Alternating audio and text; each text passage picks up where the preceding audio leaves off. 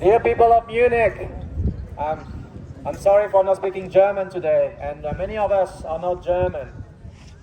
Well, the reason why we came here is quite obvious.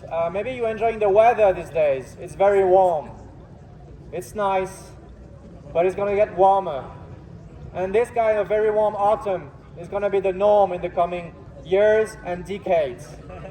By the end of the century, the heat waves Europe experienced during the summer are becoming more and more normal.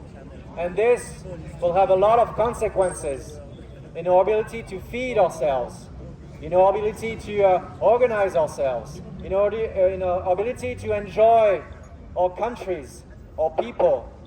And at one point, there might be even temperatures which might make you die because of simple heat and moist combined. This in Southern Europe, and hopefully not in Germany soon enough. The reason why we came here is first to say this. This is coming. This is not a political opinion. This is a scientific consensus established over decades and decades of work and thousands of contributions in the sciences of climate, of the science of water cycle, of oceanic cycle, and the IPCC, the Intergovernmental Panel on Climate Change, is the institution summarizing this knowledge and providing you to the public. And what they've been saying is clear and simple. We're heading towards a war. This will affect life on Earth. This will cause million people to die. I'm really sorry to say these things. As a scientist, I am a scientist, I'm in activity, and I work in environmental science. And I hate to say these things. And I hate to have to be here and to disturb all this in order to have this message being passed on to you. But here at Scientist Rebellion, we feel that the message is not being passed to the public maybe, and certainly not to the political power, which is not acting that they should. Sometimes they say they do. Sometimes you have nice pledges of net carbon zero by 2050 or even further in time. This is simply not enough. The IPCC is quite clear on this. Unless we go towards a drastic reduction in carbon dioxide emissions along with other greenhouse gases in the next years, not in the next decades. So this is something that must happen now.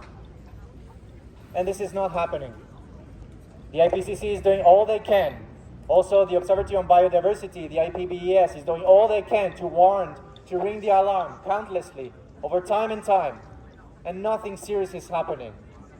Well, on the contrary, many people will tell you something is happening, but it's plain greenwashing. And again, this is just a scientific opinion. You look at the figures, you look what's being done, and you look what should be done, and what is being said, and there is a mismatch. That's it. So here we just come to tell you this.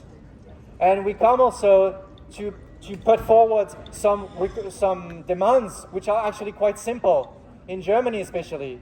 Well, here we could have a limit of 100 kilometers an hour on the highway.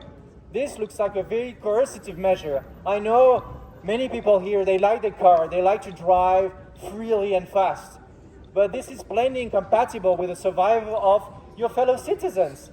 It's as plain as that. If you continue doing this, if you continue having cars like in the shops we see around here that basically emits maybe twice, 3 times, 4 times more than a simple car, this cannot go along with decarbonizing our societies and having a sustainable future. This doesn't work. And people will talk to you about technologies. Technologies are not ready. And whether it will be ready maybe in a few decades, hydrogen, electricity, this kind of thing are not ready from one day to the next. And we have to act now. And again, this is not a political opinion. This is a scientific result and a scientific consensus. We must act now. So the simple demand in Germany is to reduce the speed limit or to bring speed limit on the highway to 100 kilometers an hour. It's been proven in other countries that this has significant effect on the carbon emission through individual transport. The second demand is to enhance public transport. In Germany, you had a wonderful measure over the summer. It was having a ticket of 9 euros. This encourages people to take public transport. It's really simple. If you create the infrastructure, people use them, even more if it's cheap. So the second demand here is to bring back the 9 euro tickets. As simple as that. Thank you for your attention. Again, we are sorry for all the discomfort, but we're here because we feel we have to, as scientists and as citizens. Woo!